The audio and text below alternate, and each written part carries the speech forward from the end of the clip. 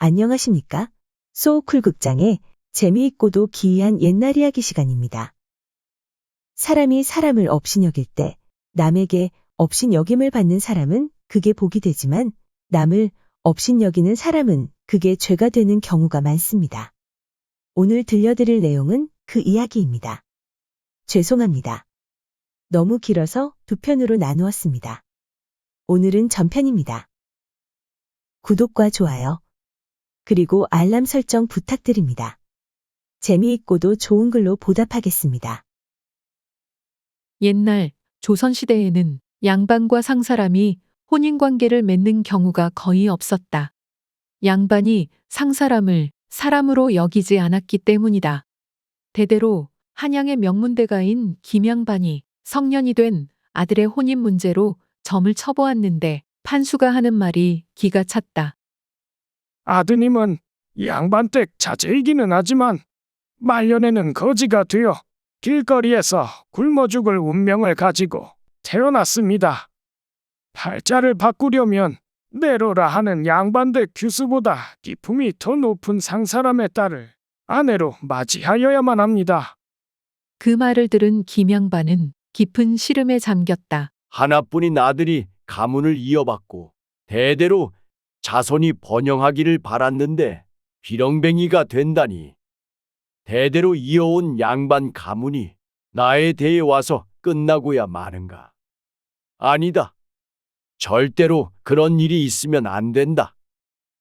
어떻게 하면 양반 가문도 계속 있고 우리 집 체면도 유지하고 아들의 팔자도 고칠 수 있을까? 김양반은 머리를 싸매고 사흘낮 사흘밤을 고심하다가 마침내 제 나름의 방도를 생각해냈다. 그는 즉시 일어나 갓을 쓰고 부채를 들고 당나귀를 타고는 길을 떠났다. 김양반은 며느리가 될 상사람의 딸을 손수, 제손으로 고르려는 심산이었다. 그는 여러 마을을 지나고 많은 산을 넘어 어느 이름 모를 마을에 다다랐다. 때는 춘삼월이라 파란 하늘에는 제비들이 쌍쌍이 날고 산에는 연분홍 진달래, 들판에는 노란색 민들레꽃이 아름다움을 뽐내는데 꽃나비 같은 처녀들이 들에서 나무를 캐고 있었다. 양반댁 규수가 나물 캐러 나올 리 없으니 그 처녀들은 모두 상사람의 딸임이 틀림없었다. 나귀를 세우고는 수염을 쓰다듬으며 처녀들의 외모를 하나하나 뜯어보던 김양반은 한 처녀한테서 눈길을 떼지 못했다. 옷차림이 제일 남루하긴 하였으나 무엇보다도 감히 범접하기 어려운 생내적인 기품을 가지고 있었다. 나물 캐던 처녀들은 웬 노인이 뚫어져라 쳐다보자 당황한 기색으로 일어나더니 모두 총총 집으로 갔다. 김양반은 눈여겨두었던 처녀의 뒤를 곧장 따라갔다. 처녀가 종종 걸음으로 어느 뜰 안에 싱안이 들어가자 그는 걸음을 멈추고 슬며시 안을 기웃거렸다. 빨랫줄과 울바자에 소의 다리와 소가죽 등이 걸려있는 것을 보아 처녀는 영락없는 백정의 딸이었다. 그는 일부러 헛기침을 두어 번 하고는 소리쳤다. 주인장 계시오? 그러자 백정 차림의 영감이 안에서 나오더니 웃으며 물었다. 나으리 소고기를 몇 근이나 사시렵니까? 나는 소고기를 사러 온 것이 아니네. 백정은 의아한 표정으로 그러시다면 무슨 일로? 하고 말꼬리를 흐렸다. 우선 안으로 조금 들어가세. 나귀 고삐를 백정에게 넘겨준 김양반은 안방에 들어갔다. 김양반은 올방자를 척 틀고 앉자마자 마당에서 나무를 다듬고 있는 처녀를 가리키며 물었다. 저 처녀가 자네 여식인가? 예, 그렇습니다요. 백정은 황급히 고개를 굽신거렸다. 김양반은 환하게 웃으며 말했다. 자네, 딸을 정말 훌륭하게 키웠구먼. 한눈에 현숙한 처녀임을 알아보았다네. 나한테 외동아들이 있는데 자네 딸하고 혼인시킬까 생각하는 중이네. 백정은 비천한 신분으로 언감생심, 양반가와 사돈을 맺는다는 것이 믿겨지지가 않아서 껄껄 웃으며 말했다. 저는 나리께서 우스개로 해본 소리라는 것을 알고 있습니다. 고기를 고르신다면 비계와 살코기 중에서 얼마든지 골라드릴 수 있지만 며느리를 고르신다면 우리 집에 잘못 찾아오신 겁니다. 김영반은 할 수 없이 판수의 말을 들은 그대로 털어놓았다. 한참 고민을 하던 백정은 김영반한테 요구했다. 그럼 한 가지만 약속해 주십시오. 소인의 딸을 며느리로 삼은 뒤에 절대로 천대해서는 안 됩니다. 걱정하지 말게. 나는 자네 딸을 내 친자식처럼 대할 것이야. 김영반은 흔쾌히 허락하였다. 그러면서 자기도 요구했다. 나한테도 두 가지 요구가 있다네.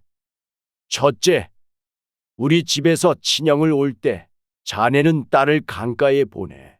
그곳에서 꽃가마에 오르게 하게. 자네 집에서 가마에 오르면 안 되네. 장인 되는 사람이 백정이라는 것을 신랑이 모르게 해야 하네. 둘째, 자네 딸은 시집을 온 후에 절대 친정 나들이를 해서는 안 되고 자네 집에서도 우리 집에 아무도 찾아오지 말아야 하네. 백정 아버지는 딸이 천민 신분을 벗어나 명문대가와 혼인할 기회인지라 모든 것을 김영반이 하자는 대로 하였다. 백정에게는 딸의 행복이, 딸이 행복해지기 위해서는 무엇보다도 딸의 신분 탈출이 우선이었기 때문이었다. 김영반은 길리를 택하여 며느리를 데리고 갔다. 결혼 후에도 김영반은 자신의 약속을 저버리지 않고 며느리를 친딸처럼 대하였다. 백정도 사돈집을 일절 방문하지 않았고 딸을 친정집으로 오라고도 하지 않았다. 모든 일이 감쪽같이 진행되어서 김영반의 아들은 아내가 대갓집 교수인 줄로만 알고 있었다. 세월은 유수처럼 흘러 5년이 훌쩍 지났다. 그 사이 김영반은 친손자도 안아보는 등 즐겁게 살다가 세상을 떠났다. 그러던 어느 날 김영반의 아들이 아내에게 물었다. 우리가 결혼하고 나서 당신이 한 번도 친정집으로 가는 것을 보지 못했소. 또한 당신 친정에서도 찾아온 적이 없으니 어찌 된 일이오?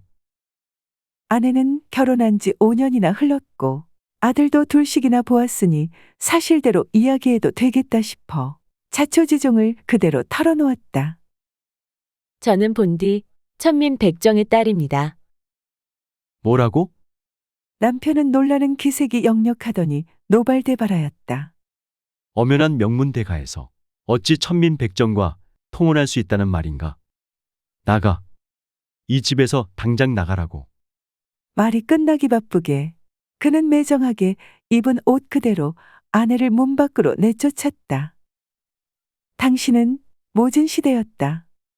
남편이 나가라 하면 아내는 두말 없이 나가야 했고 남편이 죽으면 아무리 젊은 여인이라도 수절해야 했으며 시집에서 소박맞고 쫓겨나면 거지가 되어 정처 없이 떠돌아다니며 빌어먹을지언정 친정으로 돌아가서는 안 됐다.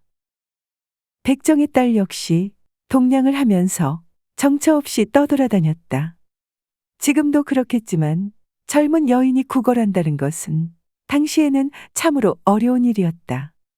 모진 비난과 냉대를 묵묵히 견뎌야 했고 심지어 동네의 똥개한테도 쫓겨 다녀야 했다.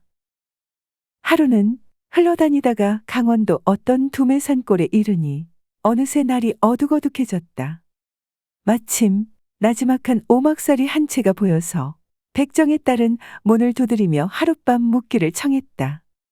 집안에서 백발이 성성하고 등이 구부정한 할머니가 나오더니 그녀를 집 안으로 데리고 들어갔다. 그녀가 빙 둘러보니 콧구멍만 한 집은 허리를 펴면 머리가 천정에 닿을 것 같고 손바닥만한 구들에는 낡아빠진 삿자리 조각이 되는 대로 널려 있었다.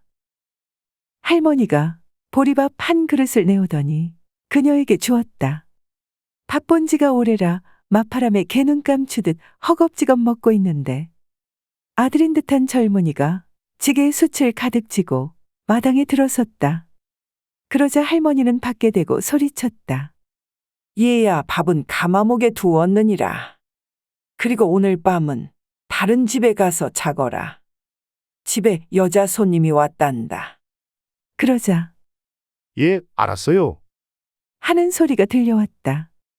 그날 밤에 백정의 딸과 할머니는 앉아서 이런 말 저런 말을 하다가 마지막에는 서로 자기들의 굴곡진 인생사를 늘어놓았다.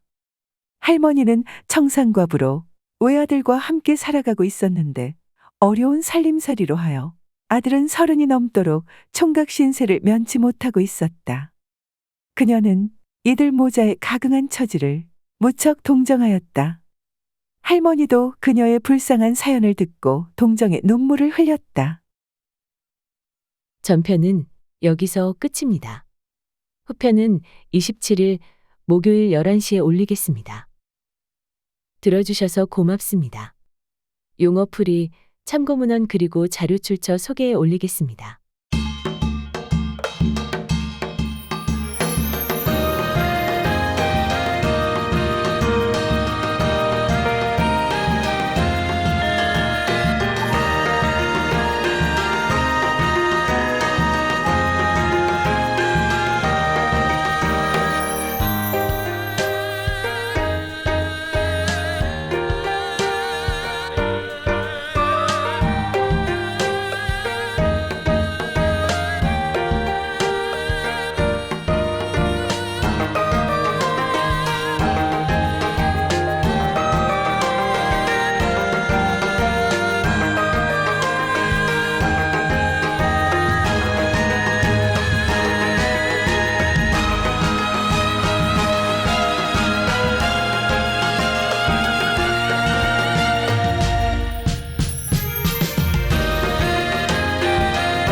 소우쿨 극장은 일주일에 3번, 매주 화요일, 목요일 그리고 토요일 오전 11시 전후에 이야기를 올립니다.